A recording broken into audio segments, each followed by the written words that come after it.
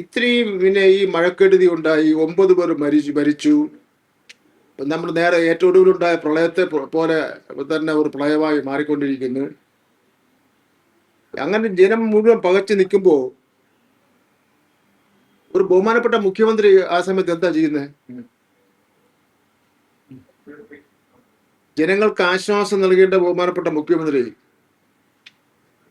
സംസ്ഥാനത്തെ ദുരന്ത നിവാരണ അതോറിറ്റിയുടെ തലപ്പത്തിരിക്കുന്ന വ്യക്തി എന്ന നിലയിൽ ദുരിതാശ്വാസ പ്രവർത്തനങ്ങൾക്ക് നേതൃത്വം കൊടുക്കേണ്ടതാണ് മുഖ്യമന്ത്രി. എന്നാൽ അടിയന്തര പ്രാധാന്യമുള്ള ഔദ്യോഗിക കടമകൾ കാറ്റിൽ പറത്തി പൊന്നാനിയിൽ യൂത്ത് ലീഗ് നേതാവിന്റെ വസതിയിൽ സൽക്കാരത്തിൽ പങ്കുചേരുകയാണ് മുഖ്യമന്ത്രി.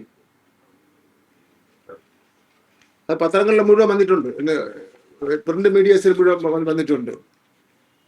നാടൊട്ടുക്കും ജനങ്ങൾ ഭീതിയിലും നിരാശയിലും കഴിയുമ്പോൾ വിഭവസമർത്ഥമായ വിരുന്നുകൾ മുഴുകുന്ന മുഖ്യമന്ത്രിയുടെ നടപടി യഥാർത്ഥത്തിൽ ഇത് LDFന്റെ മുഖ്യമന്ത്രിയാണ് ചെയ്തിരുന്നതെങ്കിൽ ഇവിടെ ചില പത്രങ്ങളുണ്ടല്ലോ, അവരെന്തായിരിക്കും പിന്നെ എഴുതുന്നത്?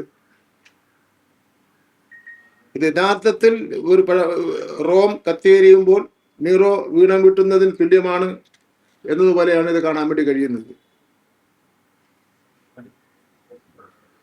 യഥാർത്ഥത്തിൽ ഈ ഇത്രയും വലിയ പിന്നെ സംഭവം നടക്കുമ്പോൾ അദ്ദേഹം ചെയ്ത കാര്യം പദവിക്ക് യോജിച്ചതാണ്. മറ്റെല്ലാ പരിപാടികളും മാറ്റിവെച്ചിട്ട് ശേഷം അയാൾ ദുരന്ത നടന്ന സ്ഥലത്ത് പോകേണ്ടതല്ലേ?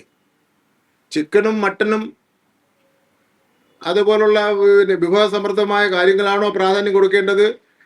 9 പേർ മരിച്ചു, മറ്റേ ദുരന്തം നടന്നുകൊണ്ടിരിക്കുന്നു. അപ്പൊ ആ സ്ഥലങ്ങളിൽ പോയി ഇതിനെല്ലാം മേൽനോട്ടം വഹിക്കുകയാണോ ചെയ്യേണ്ടത്?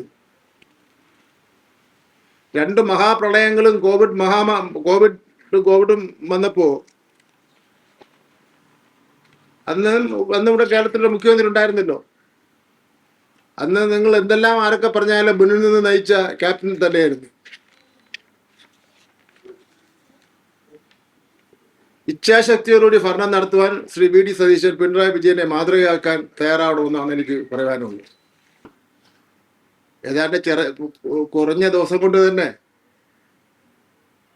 UDFന്റെ മുഖ്യമന്ത്രിയുടെ തനിനിറം എന്ന് തന്നെ പറയണം, കേരളത്തിലെ ജനങ്ങൾക്ക് ബോധ്യപ്പെട്ടു. ഇത്രയും നാൾ ഉണ്ടായിരുന്ന നിറമല്ല ഇപ്പോൾ ഉള്ള നിറം എന്നുള്ള കാര്യം കൂടി ഞാൻ സൂചിപ്പിക്കുകയാണ്.